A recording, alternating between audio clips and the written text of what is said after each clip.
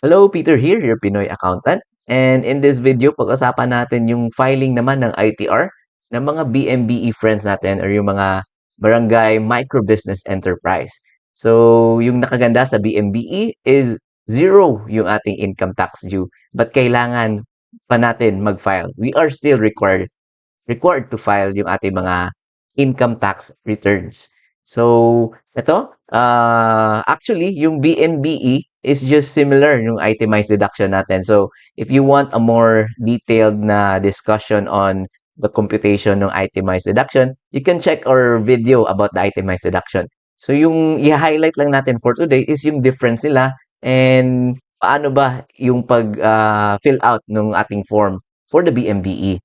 So, again, yung key dito is kailangan naka-prepare yung inyong mga working papers. So, kagaya na to, yung income statement natin, yung ating cash receipts book natin, that would be the source of your sales, and yung cash disbursements journal natin, that would be the source of our expenses naman. So, again, ito yung example natin, yung nagawa natin na working paper, and yung pinaka-important dito is the income statement dahil yung mga figures dito, ito yung ita-transfer natin mamaya sa pag-fill out nung ating 1701 version 2018 doon sa EBIR form. So, again, the income statement, ito yon, papakita ko sa inyo. And yung kailangan nyo pala ng additional details for the BMBE is itong, kita nyo dito, is itong mga info kagaya ng Investment Promotion Agency, that would be the DTI or the Department Trade and Industry. And the legal basis is the RA 9178 or the BMBE Act of 2002. And yung mga details na ito, actually you can find it doon sa inyong BMBE certificate. So pakita ko lang sa inyo yung example ng BMBE certificate. Ito. So sa upper right, ito yung BMBE registration number ninyo. Itong mga digits na ito. So kailangan yan ninyo. And then yung kailan ba siya valid? Ito, usually 2 years. 2 years yung validity ng ating BMBE certificate. And makita nyo, kailan siya in-issue. In our case, ito, dito sa baba, makita nyo dito is the 7th day of April 2025. Ayan. And yung kanyang expiry is the April 7, 2027 naman. So, balik tayo. So, ito yung mga details, additional details na kailangan natin. The DTI, yung legal basis niya, registered activity number, yung effectivity date, and yung expiry date. So, once may details na kayo niyan, let's start na in preparing yung inyong income statement. So, balikan natin. Again, yung two important sources natin is yung sales ninyo or yung revenue ninyo and yung expenses ninyo. So, sa cash receipts book natin or cash receipts journal, makita natin dito yung ating sales for the year, January to December. So, pakita ko sa inyo. So, this one, sinummarize na natin from January to December and quarterly na din. So, that mas easier for you, especially sa ating BMBE. You're still required to pay yung percentage tax, quarterly percentage tax, and yung basis niyan, that would be your net sales, 3% of your net sales. So, in our example dito, ayan, so if ever you are using 10 columns, usually 10 columns yung ginagamit sa cash receipts. So, ito yung mga ilalagay nyo ng mga account titles. Nasa taas, this one is the cash, yung creditable withholding tax, fees and charges, sales returns and allowances, debit yan, and credit nyo yung sales. So, mostly, if BMBE kayo, yung example kasi natin dito is online store, so Shopee yung example natin. So, may makita kayo may creditable withholding tax and fees and charges, and sales returns, allowances, and discounts. But in most cases, if ever BMBE kayo, usually kasi niyan, kung magkano yung benta ninyo, yun din yung cash na matatanggap ninyo. So, for example, ito, if BMBE, wala naman kayong mga fees and charges, creditable withholding tax, sales returns, and allowances, yung sales ninyo, for example, 100,000, i-credit ninyo, and yung cash ninyo, i-debit nyo ng 100,000. So, yun yung entries ninyo, if ever. BMBE, for example, you're selling mga t-shirts, ganon. So, yung entry nyo, again, is debit cash and credit sales. If wala kayong mga sales returns, fees and charges, and creditable withholding tax. Ayan. And then aside from that, na-mention ko in our previous video, dito ko na din nire-record yung cost of goods sold natin so that mas easier. So every time may nabenta kayo for the day, i-record nyo din magkano ba yung cost or yung puhunan ng inyong nabenta. So yung entry naman nun is i-debit yung cost of goods sold and i-credit nyo yung merchandise inventory for the same amount. So in our example, 45,000 yung cost of goods sold and yung inventory, i-credit natin or i-minus natin yung inventory natin ng 45,000. So, yung, again, cost of goods sold, 45,000 debit, and i-credit yung inventory nyo kasi nabawasan yung inventory nyo. So, yun yung halaga or yun yung cost ng inventory na nabenta ninyo. So, in most cases, if ever retail kayo, so for example, buy and sell ng mga t-shirt, magkano ba yung binili nyo? Magkano yung puhunan ninyo for that shirt? And yun yung cost niya. And yung sales niya, magkano with markup na yon. So, yun yung entry naman for your sales is debit nyo yung cash and credit nyo yung sales. And then for the cost of yung goods nyo, debit nyo yung cost of goods sold and i-credit yung merchandise inventory. So, ayan. So, yung mga example pa din natin dyan, if you would want more videos about cost of goods sold, kasi yung iba kasi, hindi lang buy and sell. For example, may mga direct materials, yung mga raw materials, direct labor, so, and overhead pa. So, lahat yon that would form part of your cost of goods sold. Maybe in our upcoming videos, pag-usapan natin in more details kung paano nyo ba makukompute yung cost of goods sold. So, yon may details na tayo dun sa sales natin. Sinum lang natin, inad lang natin yung lahat ng sales from January hanggang December. So, kita nyo sa baba, ito yung total sales natin is 2,195,000. So, if balikan natin yung income statement natin, ito na yung mga figures dito sa sales figure natin is the gross sales would be 2,195,000. And the sales return, 109,750 kung babalikan niyo yon. Ayan, yan lang yung total for the entire year. 109,750. 750. And that would give us the net sales. And again, if ever BMBE kayo, you are required yung 3% or yung percentage tax. So yung nakaganda dito, if ever nga yung may mga working paper kayo, is madali nyo nang i-compute yung inyong percentage tax. So that would be just the net sales and multiply nyo ng 3%. So, example lang to na first quarter, ito yung figures ninyo. Yung net sales niya is 2 million, di ba? Wow.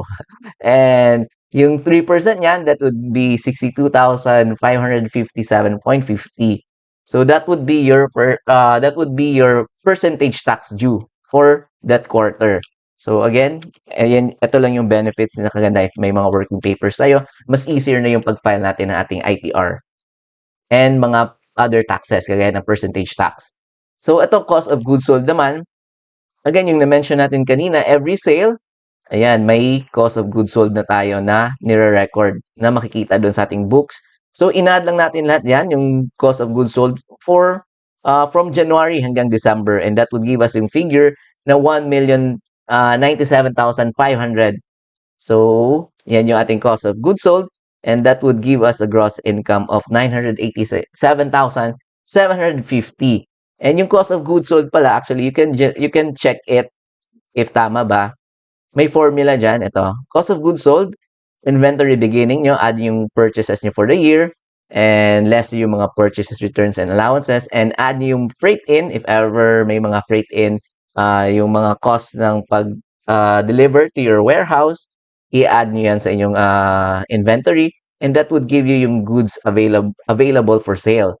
And then, less ending inventory, kung magkano yung naiwan na inventory dun sa inyong bodega, and i-less nyo yan.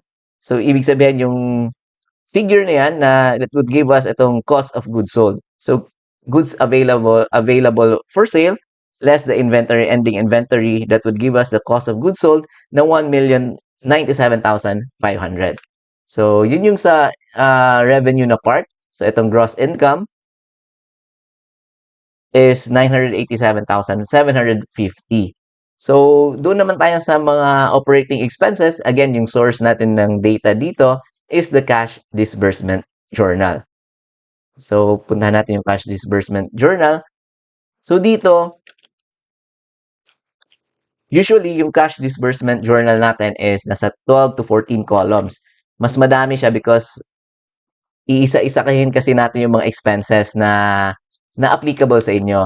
So, yung ginawa ko dito is, usually, if cash disbursement kayo, yung expense nyo is magka-credit kayo ng cash, magkano yung binayad ninyo, and magde-debit kayo ng mga related na expenses. So, yung ginawa ko dito, actually, pinattern ko lang to based dun sa ating ITR, yung mga may naka-itemize kasi doon, yung mga allowable deductions, kagaya nitong amortizations, bad debts, depletion, depreciation. So, lahat to pinattern ko doon sa ITR so that mas easier for us to transfer yung mga figures from our working paper papunta doon sa ating ITR. So, ito, rental. Ito yung usual kasi rental, salaries, wages, yan, SSS, taxes and licenses. Ito, mga professional fees, security services. And take note lang, may mga items kasi doon sa ITR, I mean, yung mga usual expenses natin na wala sa ITR. So, yung gagawin natin dyan, isa-sum up lang natin sila or ilalump natin sila sa iisang account. So, gagawin natin silang other expenses. Kagaya ng utilities, ito yung usual na expenses ng business na hindi siya naka-itemize kasi doon sa ating ITR. So, gagawin natin is ilalump natin sila sa isang account sa other expenses. So, ito, utilities, ito office supplies, advertising, and repairs and maintenance. So, if ever applicable sa inyo yan lang yung isusulat no doon sa inyong journal. So, hindi necessarily na lahat ng items na nandito, yan yung isusulat ninyo. Kung ano lang yung usual sa inyong business. So, eto. Again, same lang dun sa cash receipts kanina. So, monthly, in-add natin to monthly, quarterly, and yung annual. So that makukuha natin yung figure kung magkano ba yung ating expenses for the whole year. So, balikan natin yung income statement. So, ito yung mga operating expenses. Rental natin is 240,000. So, if pupuntahan niyo yung inyong working paper, makita niyo yung figures dito. Rental is 240,000. And then, salaries, wages, and allowances, 180,000. Again, tinota lang natin for the entire year, 180,000. And taxes and licenses, 20,000. Ayan, taxes and license, 20,000 for the entire year. And yung mga other expenses naman, yung linump natin sa isang account, tinotal din natin is yung utilities, office supplies, advertising, and repairs and maintenance, 145,000. But may additional pa tayo na fees and charges na kinuha natin. This one is from the cash receipt book. Kasi yung example natin previously is yung Shopee. So si Shopee kasi na may mga platform fees, so expenses yan ninyo na pwede nyong i-claim. So ito, yung total other expenses natin is 188,900 pesos. So yung total niyan ng ating rental, salaries, taxes and licenses, other expenses is 628,900. And yung income before income tax, so yung gross income less natin yung operating expenses, that would give us 358,850 pesos. So, yung BMBE again is 0%. So, yung ating tax due is 0. Ayan. Provision for income tax is 0. And that would give us yung net income na 358,850. So, ito, we have already prepared yung mga figures. So, ililipat na natin sila sa ating ITR or dun sa ating EBIR form na 1701 version 2018. So, open na natin yung EBIR form and input nyo yung TIN number and automatically lalabas na yung mapiprefill to based dun sa initial niyo na paggamit ng EBIR form. So, piliin nyo lang dito sa list of BIR form. Again, yung gagamitin natin is itong 1701 version 2018. Click nyo and then click nyo yung fill up. Okay. So, nandito na tayo sa ating 1701 annual income tax return. So, yung month natin, again, this is for December. Yung year is 2024, huwag niyong kalimutan palitan. Yung iba nakalagay dyan, 2025. So, yung for the year 2024 pa yung fina-file natin. So, amended return, that is no. And short period return, that is still no. So, dito naka-pre-filled na yung mga tin natin, RDO. And the taxpayer type, in our example, ano tayo? So, single proprietor, BMBE. And yung ATC natin, again, pag BMBE tayo, we are using the graduated IT rates. So, business income tayo and the graduated income tax rates. So, check nyo lang ano pa yung kailangan fill outan. Date of birth. And citizenship. Claiming foreign tax credits, that is no. So, hindi applicable yung 14. 15 is your contact number. And civil status, single or married.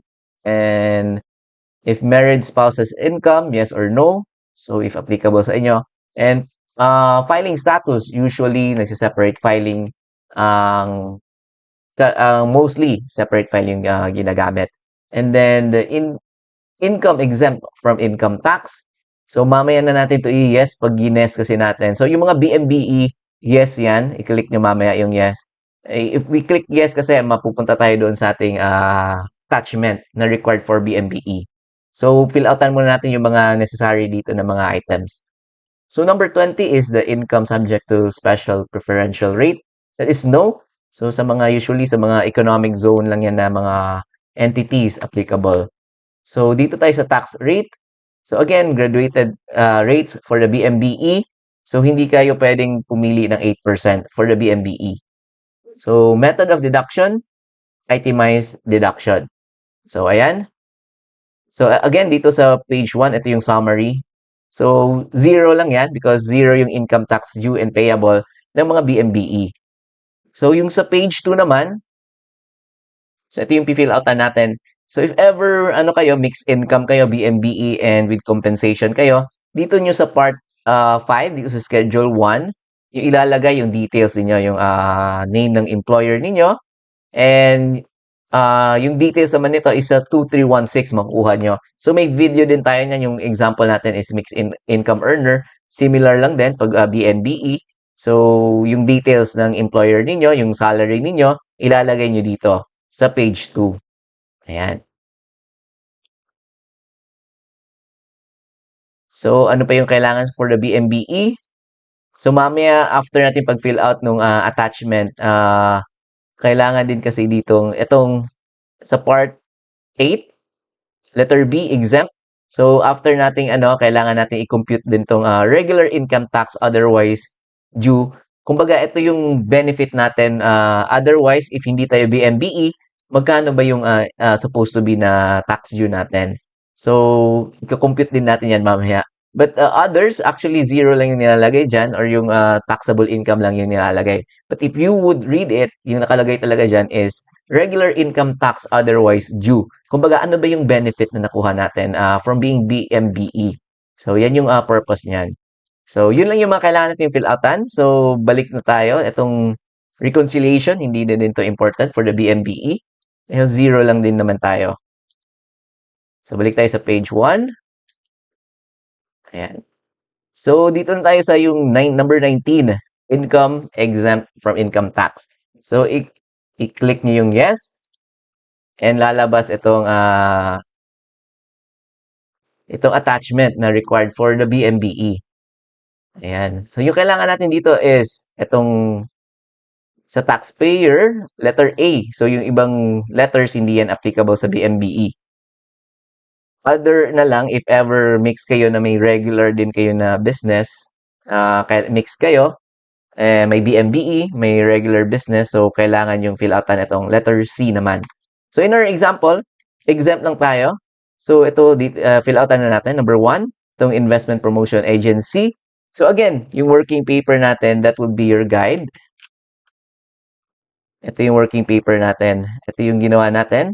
So, the investment promotion agency is the Department of Trade and Industry, the DTI. So, yun yung ilalagay natin. DTI. Legal basis, that was the RA 9178. Tama ba? Yan, 9178 or the BMBE Act of 2002. So yung registered activity number, registration number, to again, makikita nyo yan sa inyong certificate of authority nasa upper right. So that would be ito, 888 and 50. So ito, lalagay natin ito, 888.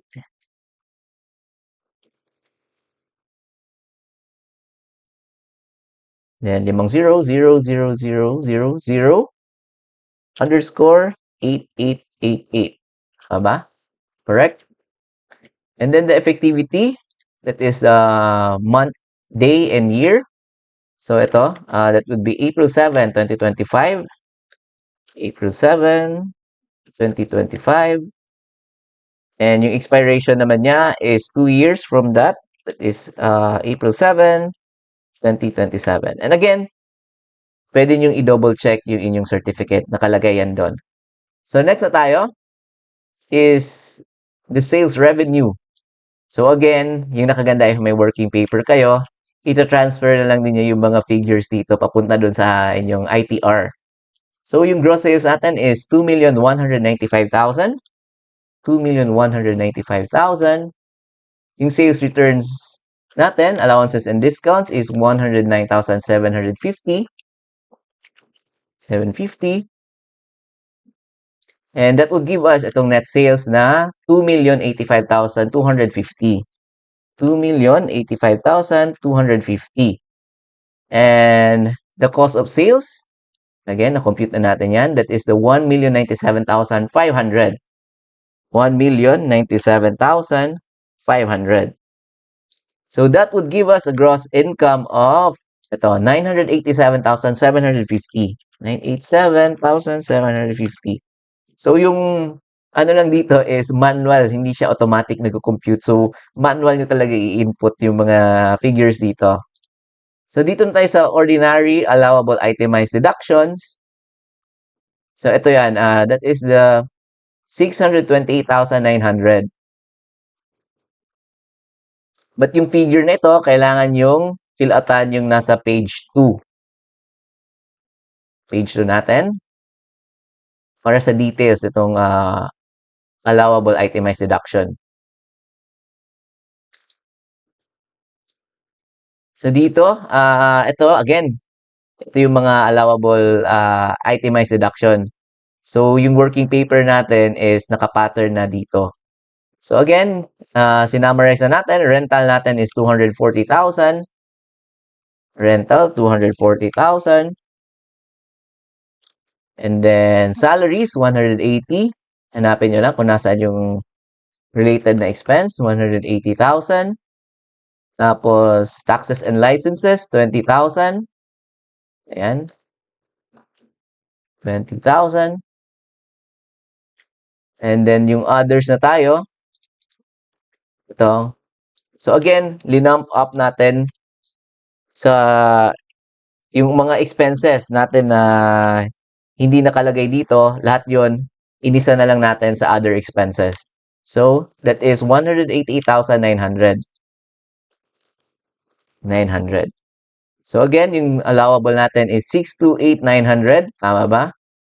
Tama, 628,900.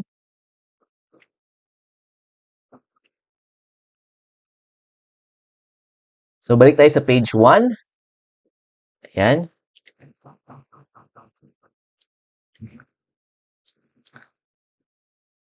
So dito na tayo sa number 7. Again, wala tayong special allowable itemized deduction. So 0. And NOLCO, hindi applicable sa atin. For the regular lang yan. So 0. So total allowable itemized deduction is still the 628,900. 628,900.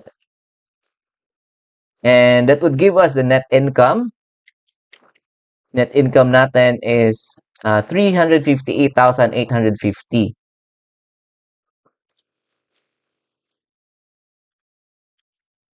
358,850. So, kita nyo dito, that is the item 5 less 9. So, ito, gross income.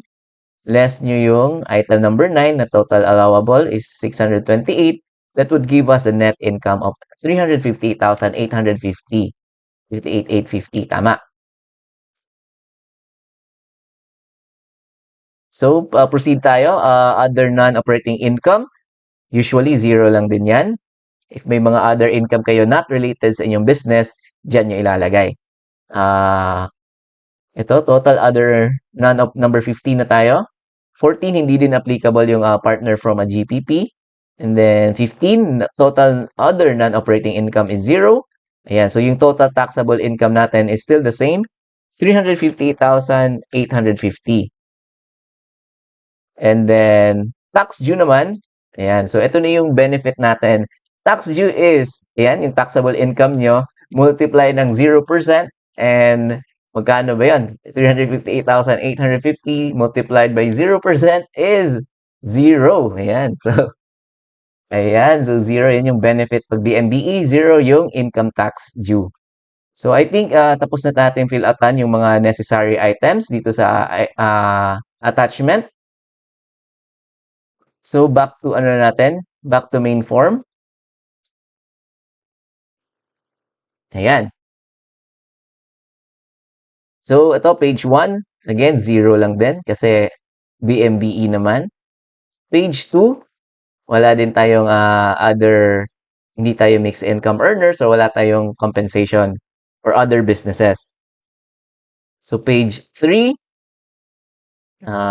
hindi din applicable sa atin. NOLCO, wala tayong NOLCO. So, page 4 tayo. So, yung nabanggit natin kanina is itong part ng Part 8, tax relief availment exempt. So, yung iba kasi 0 lang yung nilalagay dyan or yung taxable income yung nilalagay. But yung nakalagay dito is actually the regular income tax otherwise due. So, that would be your regular tax due ninyo if ever hindi kayo 0%. So, balik tayo sa working paper. Again, if regular kayo, may graduated tax table tayong ginagamit. So, yung income natin, now 358,850, titingnan nyo dito sa graduated tax table. So, dito tayo nabibelong sa second row. Itong 250,000 to 400,000. So, yung tax on column 1 niya is 0. And then, yung tax on excess naman is 15%. So, pwede yung computan natin dito is less 250. So, 0 kasi yung first tax on column 1 natin is 0. Yan, column 1 is 0. And yung excess naman daw nito, yung tax niyan is 15%. So, compute natin 15% times. Yan. So, yung 16,328 or 327.50, yan yung tax due if ever regular kayo, hindi kayo BMBE. So, ito yung, kumbaga, ito yung tax savings natin or yung benefit natin sa pagiging exempt sa tax, income tax due. So, ito, 16,328 yung ilalagay natin doon. 16,328. Yan. So, yung total availment exempt natin is 16,328. So, I believe, natapos na natin pag-fill out yung ating form. Review natin. So, 0 lang yan, yung nakalagay dyan. So, try natin i-validate. Validate. So, kita nyo, validation successful. Click on edit if you wish to modify your entries. Okay lang ninyo. And then, i-save ninyo. And then, i-print na din ninyo. And submit. Click yung submit. Ayan. Please ensure, are you sure you want to submit? I-okay lang ninyo. And then, you will receive yung sa email naman ninyo ng income tax receipt confirmation. So, yun na yung ating proof na nakapag-submit or nakapag-file tayo ng ating ITR. Ayan. So, yun lang yung video natin for today. My name is Peter again. So, in today's video, nag-example lang tayo kung paano ba fill outan or paano ba i-compute yung income tax and paano ba i-file yung ITR ng isang BMBE or ng isang barangay micro business enterprise. So, again, if may mga tanong kayo, comment down below. And of course, don't forget to like, comment, and subscribe. And I'll see you again next time.